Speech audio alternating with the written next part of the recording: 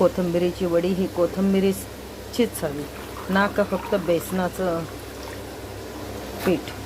कोथिंबिरीची वडी म्हटलं की ती कोथिंबिरीचीच हवी, ना की फक्त बेसन पिठाचे गोळे. बऱ्याच लोकांमध्ये इथे मुंबईमध्ये थोडासा ओवा टाकला आहे, बारीक चिरून घेतली कोथिंबीर. त्यामध्ये